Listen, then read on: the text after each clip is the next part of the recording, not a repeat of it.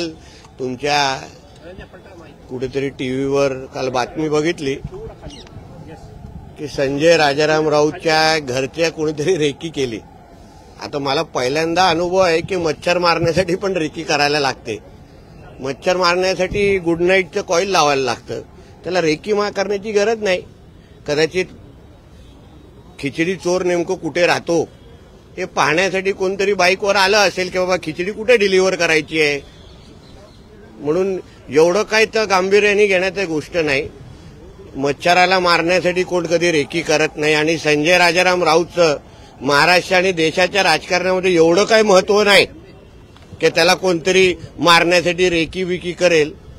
हे राजाराम राऊतचे हे दोन्ही मुलं ही पहिल्यापासून अशाच कोणीतरी स्वतःच्याच कार्यकर्त्याला उभं करायचं, धमक्या द्यायच्या आणि पुऱ्या दिवसाच्या बातम्या करत बसायचं, म्हणून ह्या गोष्टीला जास्त काहीच महत्व द्यायची गरज नाही।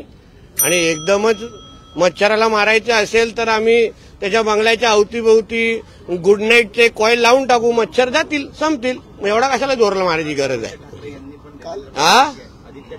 हो हो, कोणी पेंग्विन मच्छराच्या मदतीला गेला तेवढाच विषय, म्हणून एवढं काय ह्या गोष्टीला महत्व देऊ नका। आता शेवटी महाराष्ट्राच्या राजकारणामध्ये या सगळ्यांचं महत्व जनतेनेच संपवलेलं आहे, म्हणून एकाने मारल्यासारखं करायचं, दुसऱ्याने एकदम जाऊन संरक्षण मागायचं।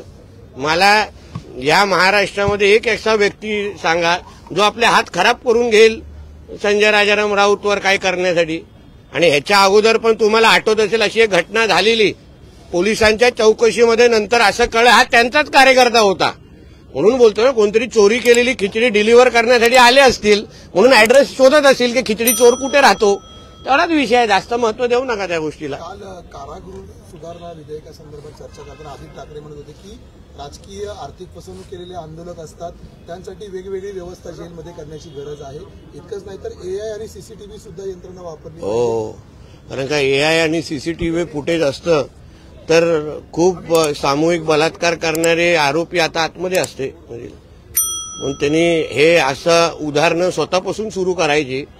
स्वतः सत्तेमध्ये असताना सीसीटीव्ही डिलीट करण्यासाठी, आपले स्वतःचे कारनामे वाचवण्यासाठी सीसीटीव्ही डिलीट करायची आणि सभागृहामध्ये मोठं एआय आणि सीसीटीव्हीची मागणी करायची।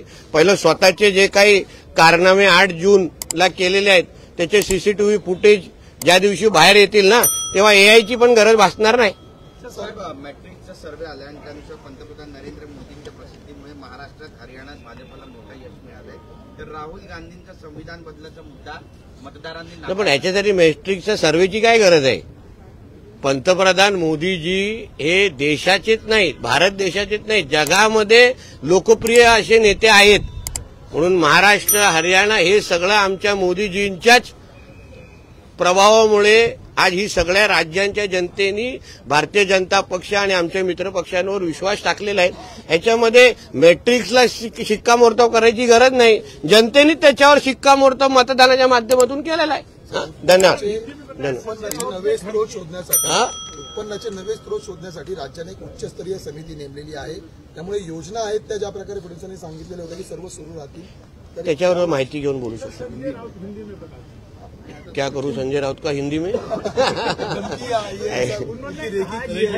ऐसा है, मैं आपको सीधा बताऊं, आप एक तो संजय राजाराम राउत को इतना क्यों सीरियसली लेते मेरे को आज तक समझा नहीं। मच्छर को मारने के लिए कभी रेकी लगते नीचे ऐसा करना पड़ता है, ऐसा है, और कभी कभी गुड नाइट का कॉइल लगाना पड़ता है।